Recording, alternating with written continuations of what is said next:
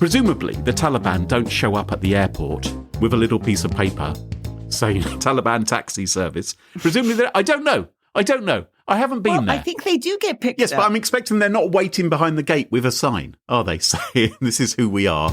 They have 15 guns. Yeah, no. If anyone listening is a member of the Taliban taxi service, don't get in touch.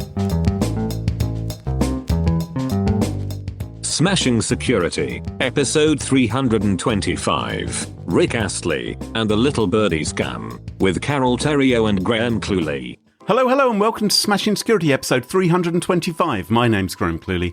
And I'm Carole, Theriault. Carole, how are you doing this week? Well, I'm a little freaked out at the moment. What's wrong? What's wrong? Well, I don't know if you've read, but there's a lot of wildfires in Canada and Quebec, right? This is where I went to school, yada, yada, yada. 160 wildfires. In Quebec? Yeah. So like my family who were in Ottawa, which is like, 100 miles from there, 120 miles, like total noticeable air quality issues, like crazy. And Canada's seeking international aid because the fires are raging. I thought Quebec was just covered in snow permanently, but it's actually alight. No, it's covered in trees and there's not been a lot of water, I guess. But other than that, I'm great. It's just the poor trees, man. Should we get this show on the road? Cheer me up. Mm-hmm. First, let's thank this week's wonderful sponsors, Bitwarden, Collide, and Centripetal. It's their support that help us give you this show for free. Now, coming up on today's show, Graham, what do you got? I'm going to be explaining how Rick Astley has been fighting Islamic State. Okay, and I'm going to talk about how a lady and a bird walk right into a trap. Plus, we have a featured interview with Max Power, yes, that's his real name, of Bitwarden, who introduces us to Bitwarden's secrets manager. All this and much more coming up on this episode of Smashing Security. Now, Chum, I think I've explained before how I have a bit of a penchant for little old ladies. I think it's come up from time to time. What, you bend over for them because they're very short? Is that what you're trying to say? Well, no, that's not what... No, I just have a fondness. I have a fondness for the elderly lady. I love to hear their stories. I love to hang out with them. I enjoy their company. You used to want to sleep with Diana Rigg, so... Well, yeah, not sleep with her so much, Carole. Just be cuddled. I just admired her through the ages, with the help of a time machine, perhaps. But I was reminded of my love for the older lady when I was watching a documentary which has come out in Australia, okay, called Breaking the Code, Cyber Secrets Revealed. And you were like, I need to see this. I need to see this, I thought. I'm interested in this because it's all about Australia's Signals Directorate, also known as the ASD. What do they do? And, well, they are a bit like the code breakers. Well, their origins are like the code breakers at Bletchley Park. Ah. So Bletchley Park in the UK, yeah, as we all know, yeah, were cracking the Nazi Enigma machine during World War II. At the same time, the ASD in Australia, in some sort of hot garage, the garage girls, as they were called, were working round the clock to crack Japanese messages during World War II. And there are these old biddies, lovely ladies, who are telling tales of what they got up to, and it is covered in this programme. The ASD, rather like Bletchley Park, eventually became GCHQ, working on signals intelligence for the UK. Mm-hmm. The ASD from those origins has become an equivalent to that. So in the decades since, obviously, the ASD has been working a lot on military situations, and since September 11th, of course, it's been very much focused on the fight against terror. That's been an additional thing for them to worry about, and they've been looking to invent ways to disrupt terrorist activity. And that's what the documentary is all about. It's all about the ASD and what it gets up to. Now, it doesn't really cover anything super dodgy the ASD might be doing against Australian citizens. Or what? It is in some ways. I'm sure they wouldn't do that. Well, GCHQ, I'm sure they probably would. I'm sure these intelligence agencies are used to spy covertly on their own population. Beta testing, Graham. Beta testing. Well, maybe that is. But that's not what this program is about. This program is all about sorting out Johnny Foreigner and keeping an eye on them and any terrorists and any baddies and anyone who might cause Australia any trouble. Right. Okay. So there's just like a national service. Exactly. Yes. Exactly. It does look at ways in which the ASD has tried to trick would-be Taliban fighters away from the battlefield. So they go through a number of cases which the ASD has worked on over the years, which haven't previously been made public.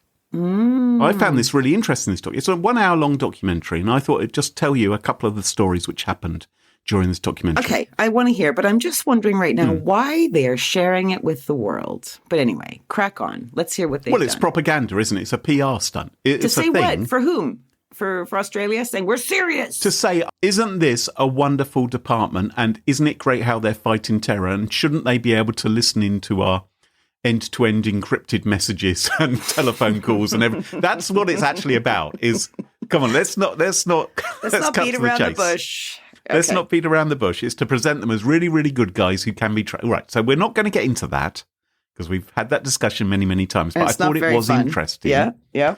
Well, we can do non-fun stuff, but that's true. I thought it'd be interesting to see what they've done in these particular situations. So they talk about Operation Lost Jackal. Now, when I heard about Operation Lost Jackal, I thought, oh, someone's lost his dingo, right? It's like they've lost their dog in the Australian outback. I'm just thinking it's quite clever. It's like Operation Kangaroo. You're like, must be Australia. Lost Moggy, lost cat. Well, who knows what it could be? But on this particular occasion, what it is that the ASD, Intelligence Services in Australia, found out that a 24-year-old man, who they call Ali for the purposes of the documentary, he had been radicalised online and was travelling to Afghanistan to join the Taliban. Terrible. Yeah. And the problem was they only discovered about this chap once he was already in the air on the plane going to Afghanistan. I've read a lot about some of these cases. It's just terrifying. It's terrifying. Right. Yeah. Okay. So so they find out about it and they're like, oh shit. If only we were spying on our people, we would have known. Well, maybe. And maybe it was his family or someone else who reported or realised, oh, hang on, he's not going to Barbados or Mallorca or wherever on holiday. He's going to Afghanistan. We don't know how they found out, but they found out. And they knew he was going over there, and they were worried that he was going over there to get trained up, and then he might be, he might be sent back to Australia on a terrorist mission, or he may even be killed by the Taliban. Who knows what's going to happen to him? And so they don't want that to happen. And so the ASD operatives, these sort of code breakers and hackers who work for the Australian services, are trying to find a way to get his mission disrupted so that he won't encounter the Taliban. Presumably, the Taliban don't show up at the airport at Kabul with a little piece of paper saying, we are the Taliban taxi service. Presumably, I don't know. Well, I think haven't they do been get picked up. From the stories I've heard, you do get picked up at the airport, and it's a harrowing mission to get you into, the place where you're Yes, but I'm expecting they're not waiting behind the gate with a sign, are they, saying, this is who we are.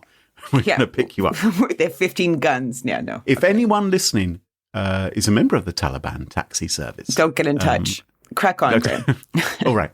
So he's already in the air, and the ASD are thinking, what are we going to do? What are we going to do? And they had access to various cultural and language experts, and they decided what we're going to do is we know his email address because he's in contact with family members. So we're going to write an email to Ali, and we're not going to send it from asd.gov.au or whatever their address is. So they created an email address which appeared Talibanish. I don't know, I don't know if they have their own version of Yahoo or whatever. I'm just trying to think, what would be UK-ish or Canadian-ish? Some sort of... They'd have like an ASCII art of a poutine. Oh, yes, for Canada, yes, possibly. Or you could have a corgi or something like or a bulldog for Britain, couldn't you? Yes, or a crest with a corgi, yeah. Yes, Her Majesty's Internet. Yeah, okay, interesting. So they write an email in broken English claiming to be from his Taliban operator and saying to him, watch out, matey boy, That's not actually what they say, but it's along the line. If you watch the documentary, you get the actual words. You're paraphrasing. I'm paraphrasing, exactly. They say, watch out, buddy, because your phone number and email address have already been compromised. You need to ditch your phone number and you need to ditch your email address and reply to us telling us what your new phone number and email address are. Because otherwise, intelligence services may work out who you are and what you're up to. That's quite a clever ruse. So right. Interesting. I think interesting approach. Okay, so what happens? What's he do? Well, it took a couple of months. At first he didn't reply, and so they had to keep on sending him more messages. What? Couple months? Yeah, apparently he So was what like, did he say? What's the next message you say? Like, okay, so you haven't ditched your phone. It's really important. Well, because they could see he was still communicating with people via his email address because he was, sending messages back home, hey, having a lovely time in Mallorca or whatever it was. But they knew he wasn't there. Yeah. So he was speaking to his family members. They knew he's still there. He hasn't changed his phone number, posting up on Instagram or whatever it is. I think we've got to stop this. We've got to stop this. And so they kept on sending messages, and they said that they made the language simpler and simpler and more direct, saying, look, you aren't obeying us. This is really important.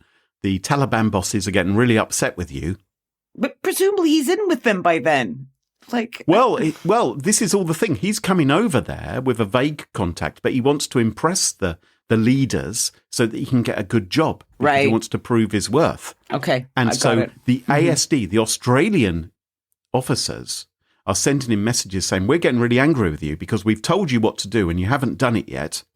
Mm-hmm. And eventually he does respond with a new phone number, with a new email address. And they basically put the fear of God into him. And they said, you've done it, good, but our senior officials are so angry that you haven't been serious enough.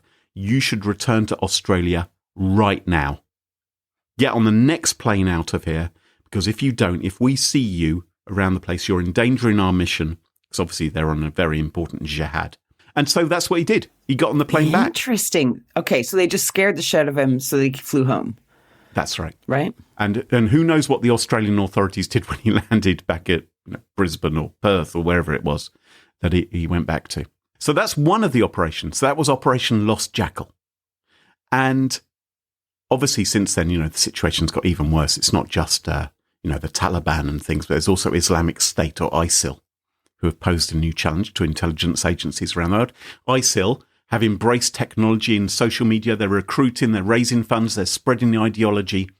And there was this military operation, Operation Valley Wolf, which was trying to liberate the city of Mosul from ISIL control. Valley Wolf. Valley Wolf. I have to look that up and see if that's actually an actual type of animal. Yeah, it is.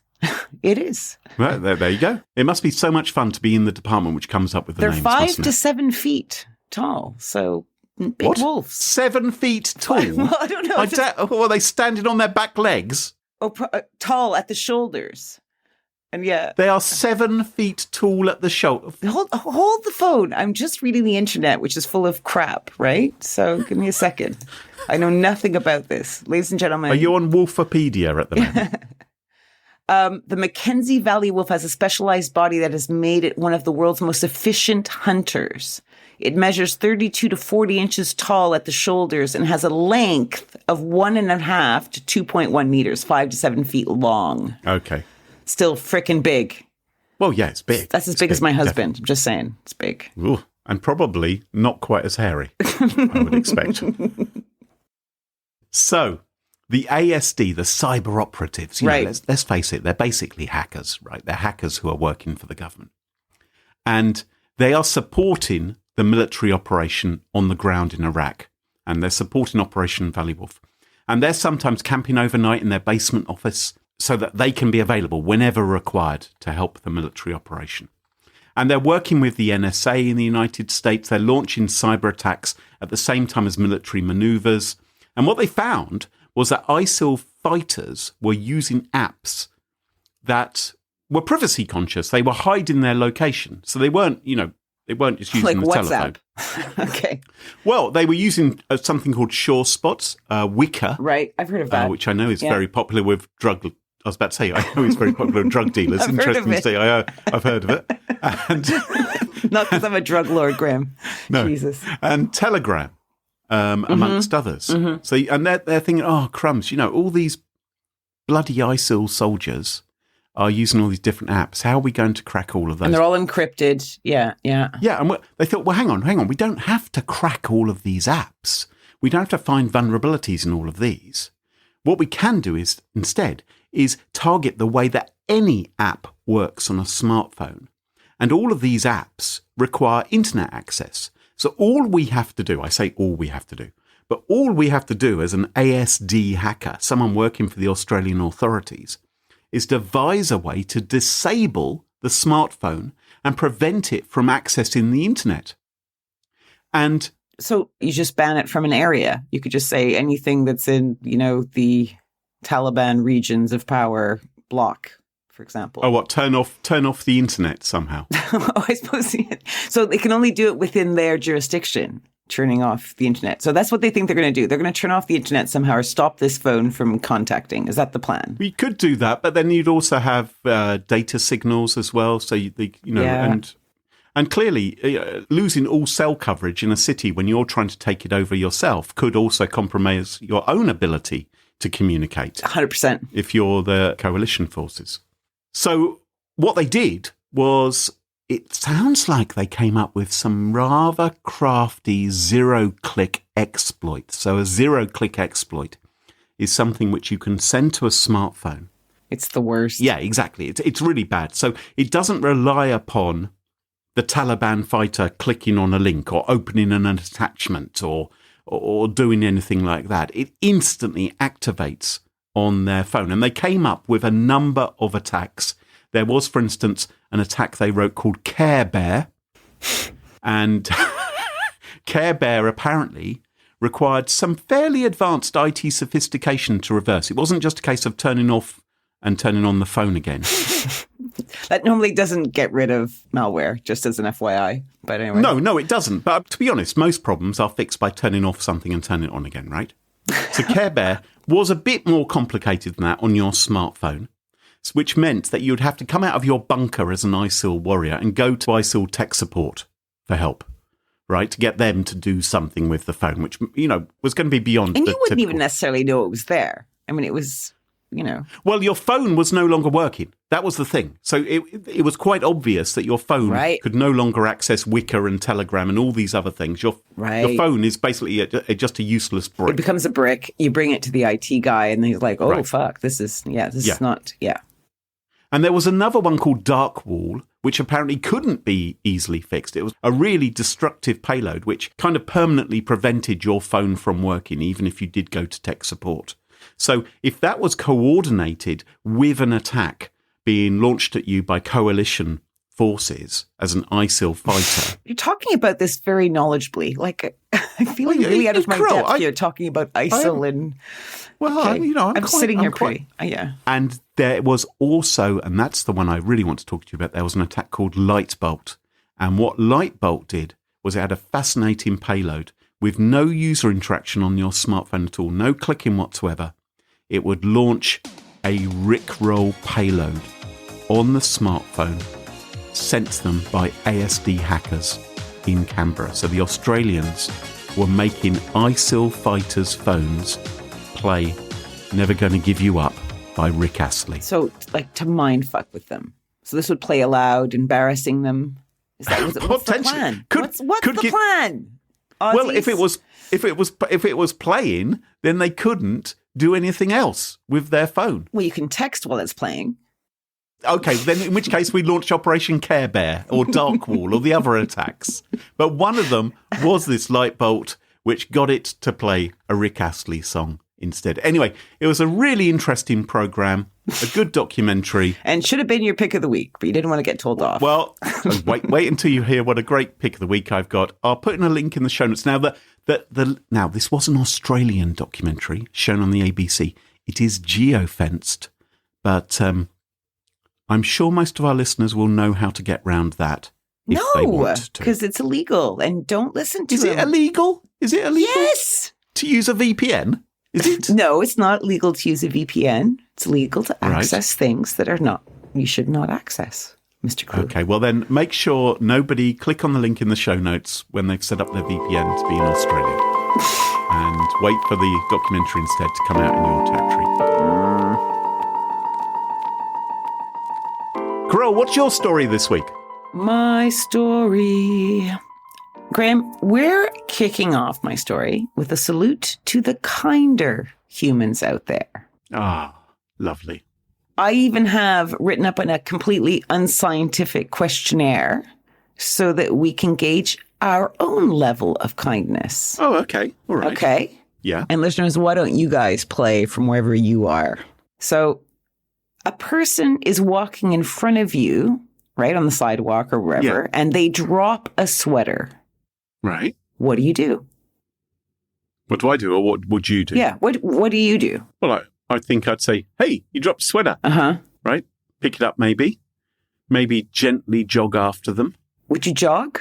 Well, maybe, Would you? Maybe. Well, how far ahead are they? Would you actually bend over and pick up someone else's sweater? Well, maybe with my foot. Maybe I could sort of kick it up to hand level so I wouldn't have to bend over. I don't know. Something. Or maybe if you're there with me, I could ask you, Carole, could you pick that up so I can present it? Who's the person who's dropped it? Is it Diana Rigg who's dropped her sweater? No, it's not Diana Rigg. It's... Better beep that out. Okay, no one's going to touch the sweater in that case. If it belongs to them, no one wants to go near it. Who knows what you could catch? Okay. You see an old man, okay? You see an old man walking through a car park, looking lost. Oh. But he hasn't seen you. Right. Oh. What do you do? So maybe I shouldn't shout out, "Oi, mister!" Right? Because it could give him a heart attack or something. He hasn't seen me. But you have things to do. You're a busy man, aren't you? I'm a busy man. If he's looking lost, maybe he's enjoying, just having a look around all the cars. I don't know. I mean, am I really going to be able to help him if he's looking for his car? I'm not sure. I wouldn't know one car from another. I think he's got it under control. Exactly. You duck your head down, wouldn't you? I'd duck my head down. Yeah, I'll do that. Yeah. You would, totally. Okay, and finally, you go crazy one day and you buy 6 donuts from your local cafe. Okay, they're still warm. Okay, right. You only need 2. You only want 2, but you couldn't help yourself because it was such a good deal. Good deal, yeah. You see a homeless person on your way home sitting in front of the co-op asking for change. Oh. You have none. What do you do? The thing is, he might be diabetic. That's the thing. Do I really want to push a donut onto him?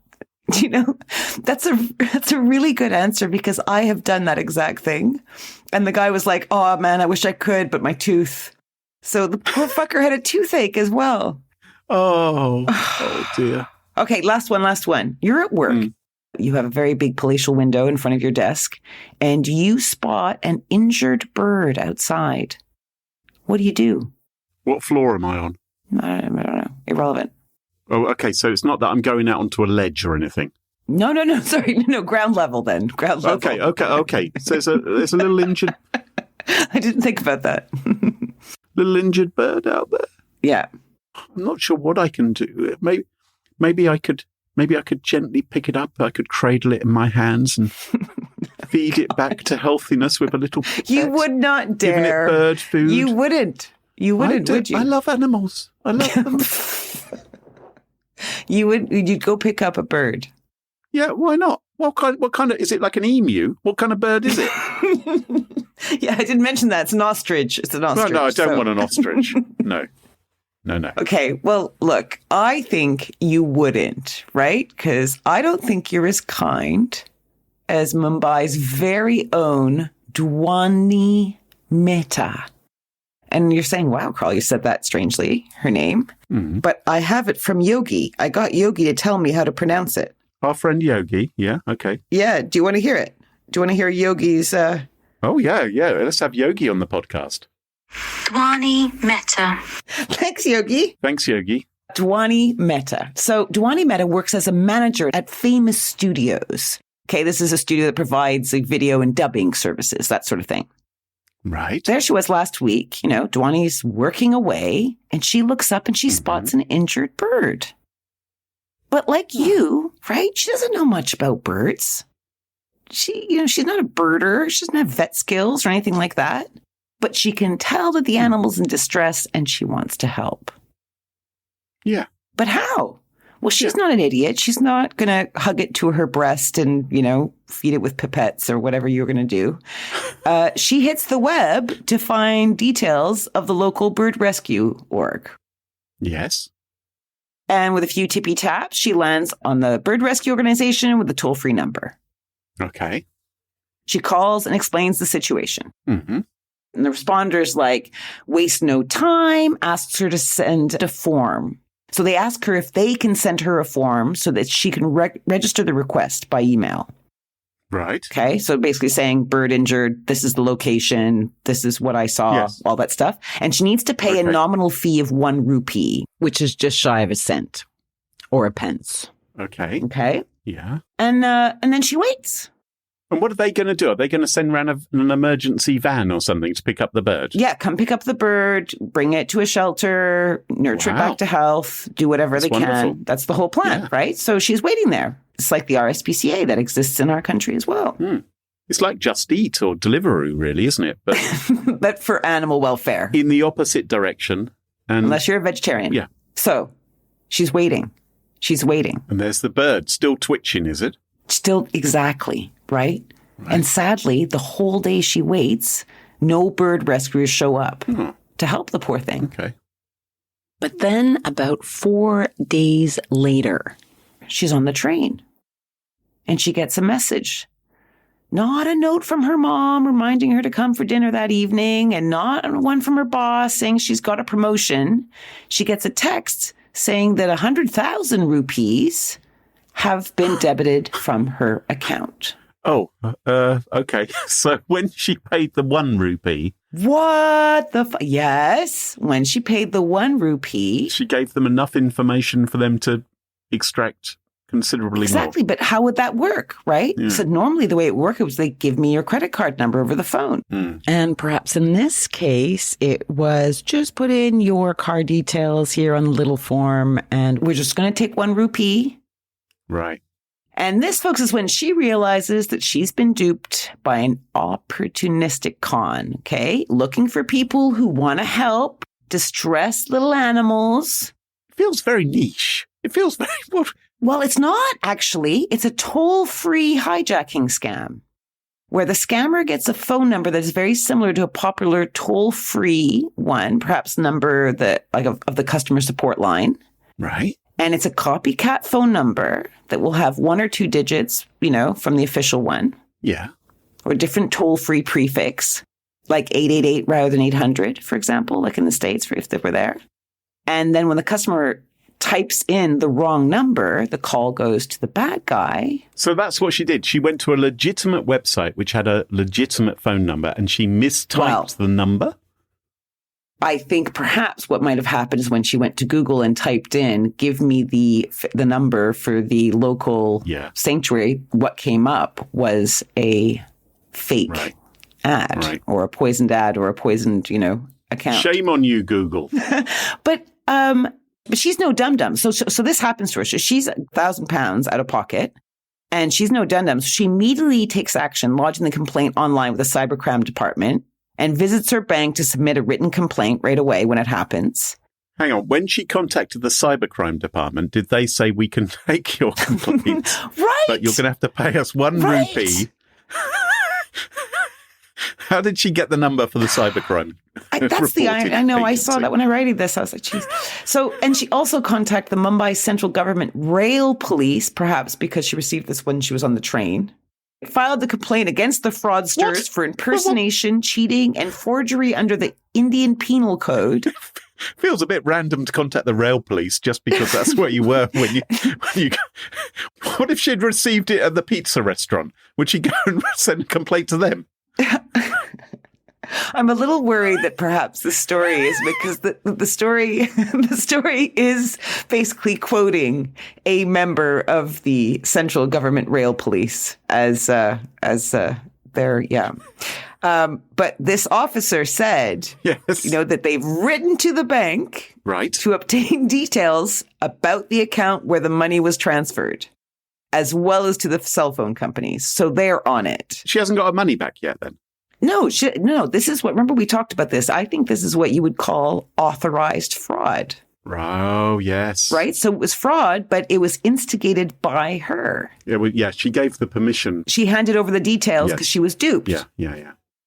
And not that that's necessarily fair, and not that all banks follow those protocols, but there's a risk there. Anyway, so advice for do-gooders like you, Graham, who runs after the Diana Rigg who drops her sweater. Yes.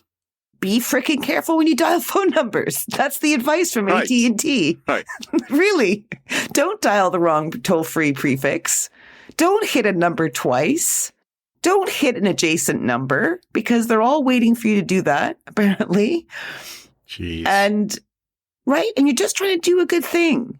You're just like, oh, this poor little animal, I'm going to go out of my way to do something good. Do you think the bird was in on it? Do you think it was actually faking that it was hurt?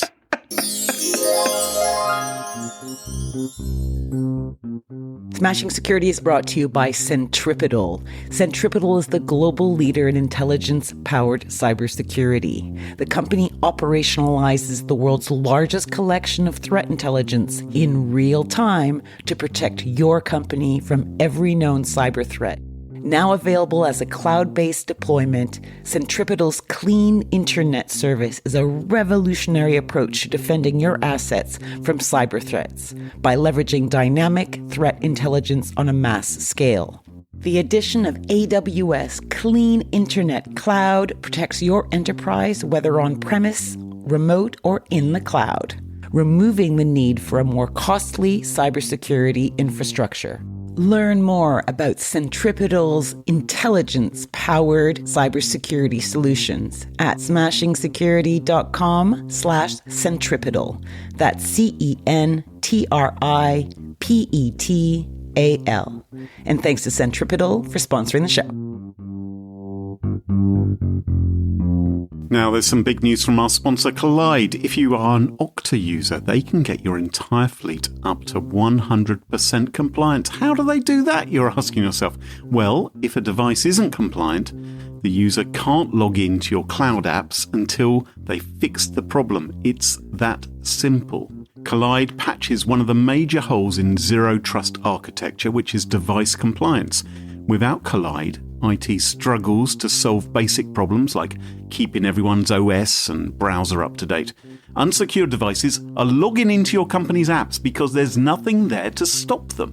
Collide is the only device trust solution that enforces compliance as part of authentication, and it's built to work seamlessly with Okta. The moment Collide's agent detects a problem, it alerts the user and gives them instructions on how to fix it. If they don't fix the problem within a set time, they are blocked.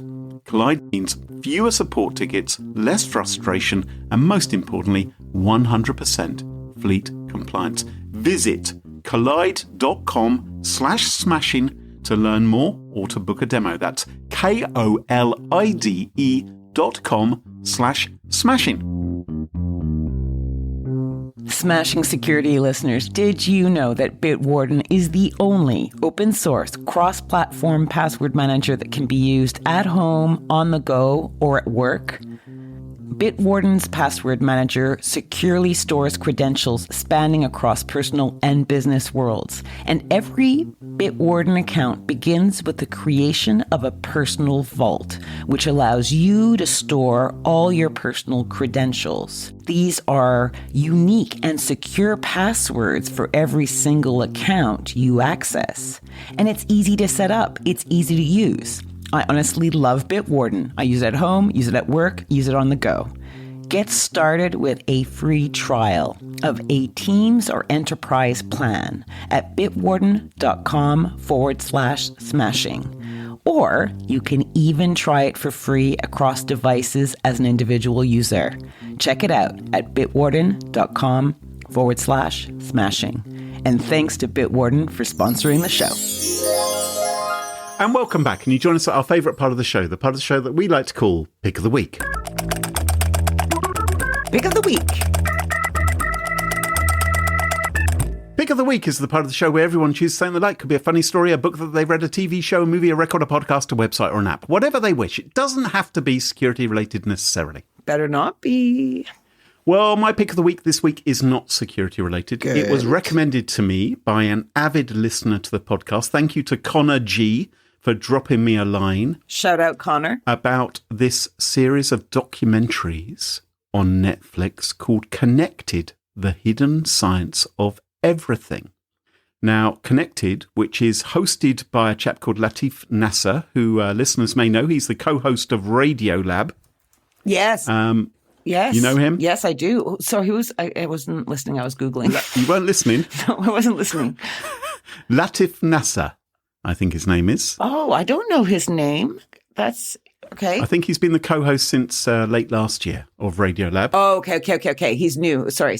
I used to listen in the old days, yeah. This show is quite interesting, and it looks at the connections between different things from the world of science. So, Connor, who recommended this documentary, which I watched, he called out a couple of episodes. So I watched one all about nukes, nuclear bombs, and obviously nuclear weapons. Not necessarily a great thing, right, Carole? Yeah. Wrong, Carole. Apparently they're brilliant. What? Well, not brilliant, exactly. Well, there are some benefits. Maybe we should just watch the show.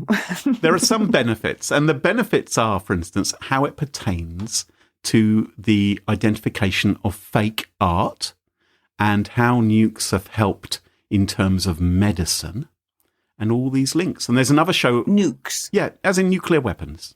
Yeah. Okay. And there's another one about excrement. And as Connor says, it's not a shit show. But it's brilliant about, apparently, for instance, Thames Water, the testing that's done on the Thames, is able to determine which day of the week it is by how much cocaine is present in the water supply. For real? We're definitely Sunday morning, kids. Anyway, this series of documentaries, they remind me a little bit of a brilliant 1970s BBC TV series hosted by James Burke called Connections. Have you ever seen Connections, Carole? It was shown in the States on PBS. I'm sure they would have shown it in Canada. I was a PBS watcher. Right. And it was all about the different connections, different people, how they were connected, how, for instance, the opening of the Suez Canal directly links to the writing of the musical Aida and all sorts of things like that. Anyway, oh, yes, James Burke. yes. I recognize his face completely, utterly. I didn't know his name, but yeah. James Burke is still alive. He's right up there with David Attenborough and Carl Sagan as an extraordinary communicator. But I love that. Anyway, this feels to me like a modern version of Connections, this connected Netflix TV show. Okay, do you think it was the name that gave that away, that gave you that idea, or? Well, I think it's just a rip-off of the name, to be honest. Obviously, I prefer Connections, the 1970s version, more, but I still think a lot of people will enjoy Connected. You can find it on Netflix, and it is my pick of the week. Well, I think it sounds very cool because I don't know Latif Nasser, but I do love Radio Lab. And last time I was listening, they were repeating old shows. So I guess he's come on board. So I should go check it out. Excellent. What's your pick of the week this week, Carole? Oh, God, did I go down a wormhole? Oh. Okay. So my pick of the week is, surprise, surprise, podcast. But the topic of the podcast is reality TV. It's a podcast called Unreal, A Critical History of Reality TV. Oh. I shared it with you earlier midweek. Did you have a nose? I haven't had a listen yet to it, no. Okay. Well, it's hosted by two journalists, Pandora Sykes and Ciaran Carole. Okay, both have journalistic chops. And also they declare a love for reality TV from when they were preteens, right? And they watched Big Brother together. You remember watching the first Big Brother. We watched that. I think we were all hanging out during that time. Oh, the first series of Big Brother was quite an event, wasn't it? I think people were coming into work like bleary-eyed, like I didn't go to sleep. Because they would air it all night, didn't they? First series where people didn't really know what they were doing if they were taking part. It was more of a sort of scientific experiment. Later, it became all about people going on because they wanted to be famous. But I think the first series in the UK, at least, was really quite interesting. Yeah, but there's listening to this show, you realize how many societally cringy moments we sat watching Right? Like literally, it's too much to bear. Like they talk about one show. This is the one that I thought was just the most, it's called The Swan. Have you heard of The Swan? Oh, is that where they did cosmetic surgery on someone? Yep. A reality show where an average looking person would go and get serious surgery, go on extreme diets, change everything and come out not looking like an ugly duckling, but a swan. One of my favourite ones was called There's Something About Harry, I think it was, where they brought over a bunch of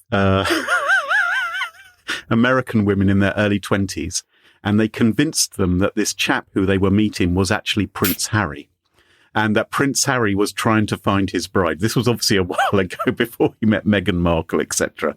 And so they were all being duped. So gross. Well, it was gross, but... What if someone made that show, like said, let's just dupe people and film everything because they signed their lives over because they think we're telling them the truth? Another one. Sorry, I'm enjoying this too much. I saw another one where they took a bunch of people and they told them that they were going to put them on a space shuttle flight, or the Russian shuttle, into orbit. And they went on astronaut training. And then they put them on a plane and flew around the UK for a while, landed them, and pretended that they were in Russia. They changed all the signs and everything and made them think that they were going to Fuck's blasted. sake. It is obviously horrendous, but obviously, most importantly, it was entertaining. Can't look television. away. Yes.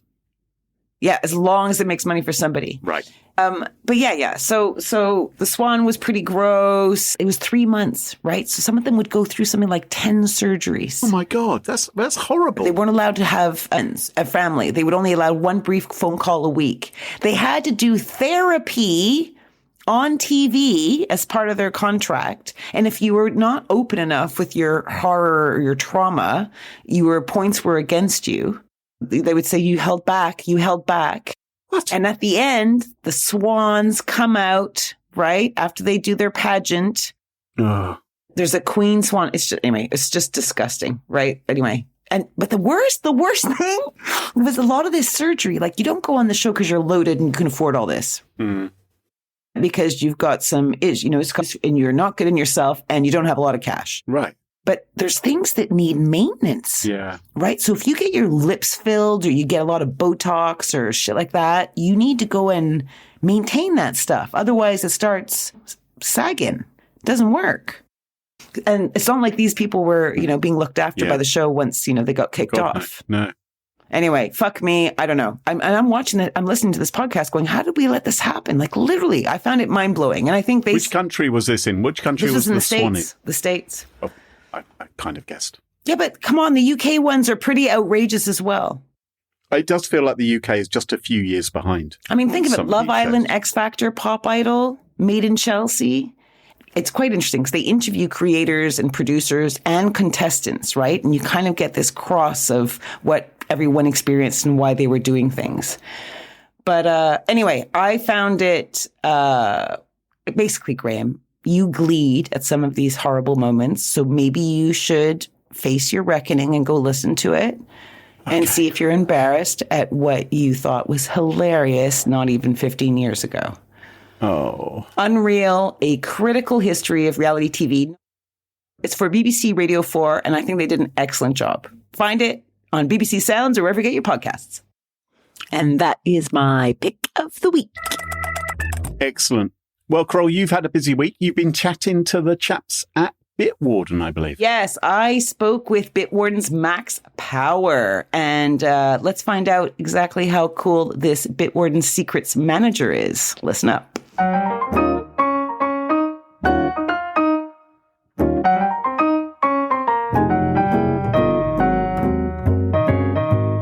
All right, listeners, today we have Max Power, probably the person with the best name I've interviewed on this podcast. He is product lead for Bitwarden's Secret Manager. Hi, Max. Thanks for coming on the show. Hey, thanks a lot for having me. We've been trying to get together to do this for some time now, and I'm so glad we finally pulled it off. Absolutely, yeah. we had a couple of very busy weeks. Yes, didn't we? Yeah. Well, the password manager kingpin Bitwarden has a brand new product currently in its beta phase. And Max is going to give us the lowdown. But before we get to that, perhaps, Max, you can tell us a little bit about you and your current role at Bitwarden. Absolutely. I'm the product lead for the secrets manager. I've been working in various different product roles over the past couple of years, mostly in for open source projects that were somehow related to dev tooling or cybersecurity. And since about 1.5 years, we are working on the secrets manager, which is super exciting because it's a completely new product and a lot of new stuff we need to conceptualize. I know, and it's got a great name as well. So maybe we should talk about that. So tell me, what is a secret in Bitwarden world? A secret can be pretty much anything. So for a lot of people, it may be confusing because like a normal password is also a secret. But for the secrets manager, we're particularly talking about developer secrets. So that may be API keys or anything that is development related, such as database credentials and so on. Right. Let's start with the pain points. So where would a product like this prove to be very useful in your mind? Use cases, maybe. So one of the key benefits of a secrets manager is that you're able to share secrets securely with other team members. So let's say, for instance, you are developing a product, you have multiple secrets, you have a Stripe API key, database credentials, and so on. Mm-hmm.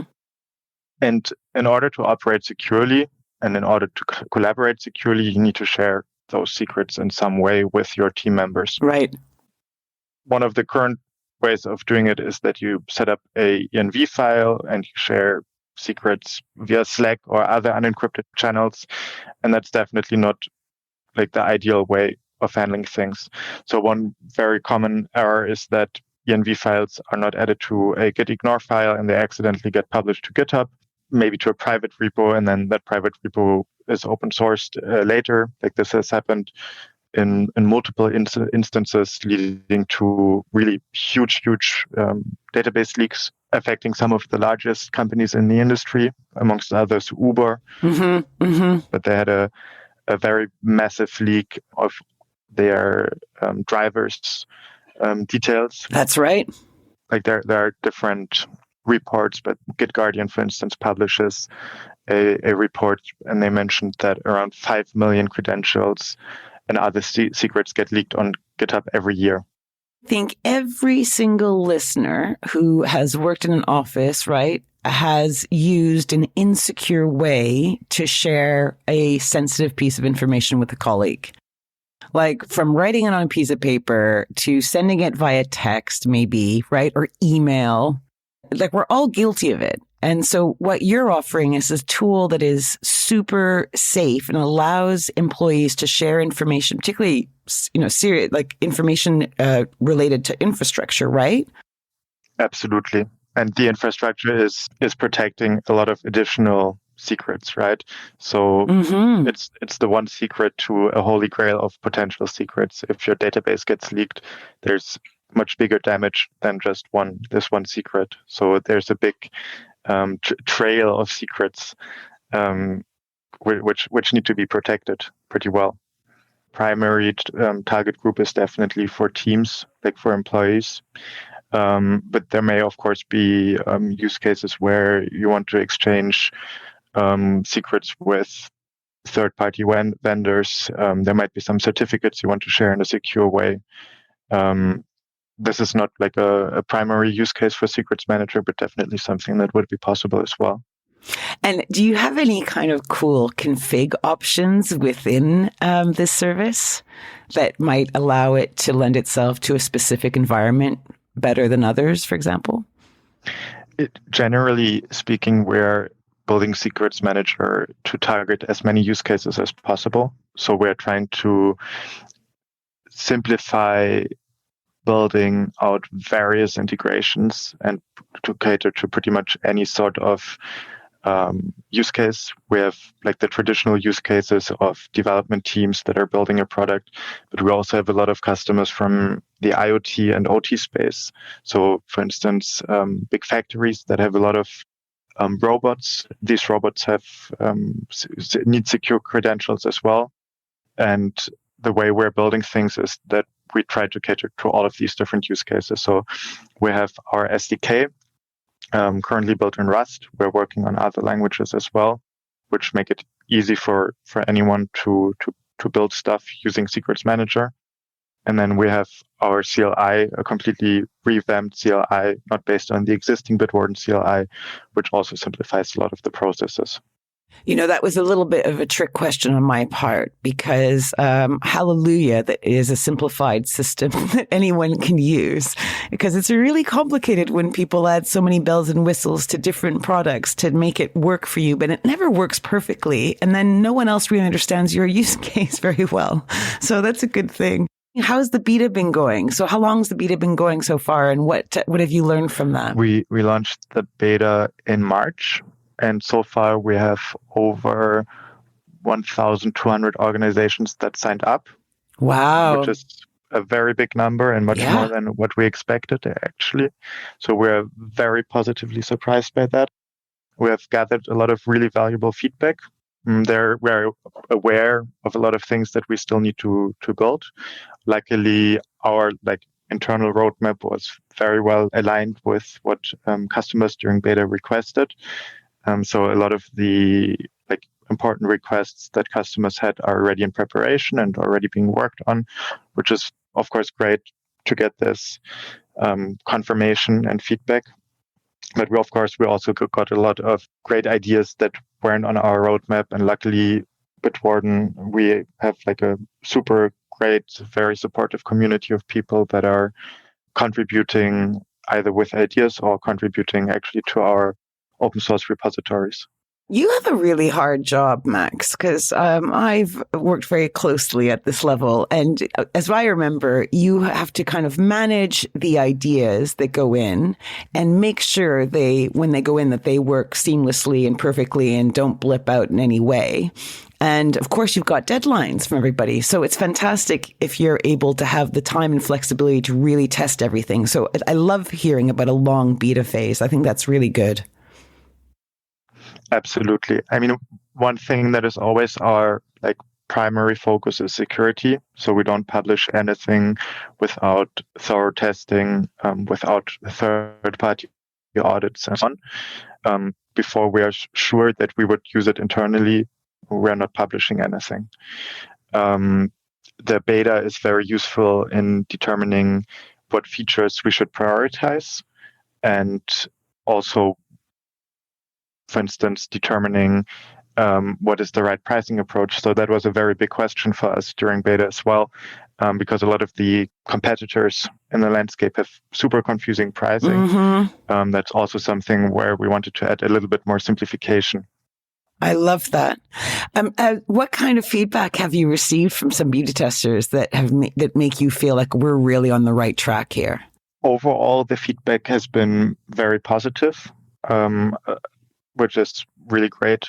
A lot of the people were very happy to have one place for all of their secrets, for their user credentials, like their normal passwords and their developer secrets. We have received a lot of great feedback surrounding how secrets should be organized and structured, which we already had more or less planned anyways. So the way that we are resembling, for those that are already using the password manager, resembling collections where we have project, just a very neat way of organizing secrets. And then we got a lot of great feedback also on how granular the access policies should be surrounding secrets, which was very useful. And we were already more or less planning. There's lots going on. So how long is your beta scheduled to last? We are planning to launch general availability version in Q3, mid-July, most likely, yes. Yeah, there's still a couple of factors. There's always the question of how much additional functionality and features do we want to add before we launch general availability. There's still some debate about some like minor features that would improve usability. Of course. My personal approach is that it won't hurt to launch GA as long as we follow up with these features very shortly after, which is currently the plan. So there are a lot of features like additional SDK languages, additional integrations, improved documentation, and so on, which of course all takes quite a bit of time to build out. Mm-hmm. But whether we launch that a couple of weeks after we launch GA or before, it doesn't make a huge difference for users. So are you still taking people in your beta? Absolutely. The beta is public to anyone. It's free for anyone. And we're always looking forward to additional feedback. It's super helpful for us. And I'm sure it's great for people to get a sneak peek at what you guys are working on. Definitely. I mean, that's also one of the beautiful things about Bitwarden is that our users can really drive the direction the product is taking. We're taking our user feedback for anything, also for Password Manager. User feedback is one of the most important things for us. And that is really one of these beautiful things about like the general open source community, that we're listening to users and users are providing us with great feedback. So there's a very nice symbiosis. Yeah, and you guys are the only open source password manager currently available at any scale. Is that right? The only really user-friendly and open source password manager. That's a very important distinction. Therefore, more tech-savvy users, there are some decent alternatives that are like from the pure perspective of encryption standards and so on that are very good as well. Yeah, but your main focus as well is to have serious tech, but overlay it with really simple UI interface and usability to make everyone's lives a bit easier. Absolutely. Yeah, can't argue with that. Listeners, if you want to take part in Max's Bitwarden Secret Manager beta test, or if you just want to learn more about this service, may I suggest you go to bitwarden.com/smashing. That's bitwarden.com/smashing. And Max Power, product lead for Bitwarden Secret Manager, thank you so much for coming on Smashing Security. Thanks, Carole. I have to ask you one question before we go. I was doing some research on you and I found a Max Power website, Max's Island. Is that you? No, I don't think so. I was thinking Island. You had a name for an inspirational speaker, and look, there's already someone out there with it. Have you seen this? No, I haven't seen that yet. Well, there you go. maxisisland.com. You can go have fun and check that out. Thanks for coming on the show, Max. I appreciate it. Thanks a lot, Carole. Well, that just about wraps up the show for this week. You can follow us on Twitter at SmashInSecurity. No G, Twitter won't allow us to have a G. SmashInSecurity also has a Mastodon account. And you can look up the Smashing Security subreddit on Reddit. And don't forget to ensure you never miss another episode, follow Smashing Security in your favourite podcast app, such as Apple Podcasts, Spotify, and Overcast. And huge thank you to this episode's sponsors, Centripetal, Collide, and Bitwarden, and to our wonderful Patreon community. It's thanks to them all that this show is free. For episode show notes, sponsorship info, guest list, and the entire back catalog of more than 324 episodes, check out smashingsecurity.com. Until next time, cheerio, bye-bye. Bye.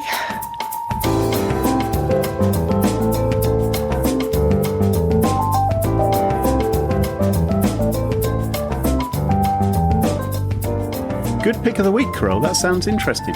It's frickin' fascinating. Talking of pick of the week, it's been pointed out to me that my pick of the week last week. Yes, I did find it. Which you said, this kind of rings a bell, you said. Maybe I've seen it. Turns out it was your pick of the week back in February. So... You made a comment. Didn't you make a comment like, well, maybe I'm more with Netflix than you are these days? Or I don't know. There's Oh, and also, not only have we both now recommended it, but on both episodes, Mark Stockley was our special guest. So What? it's really his fault for not spotting that we've both recommended the same TV Bad program. Mark. It was a good show, though, Black Butterflies. Yeah. Yeah, I enjoyed it. Good. Well, good. Bye. Bye.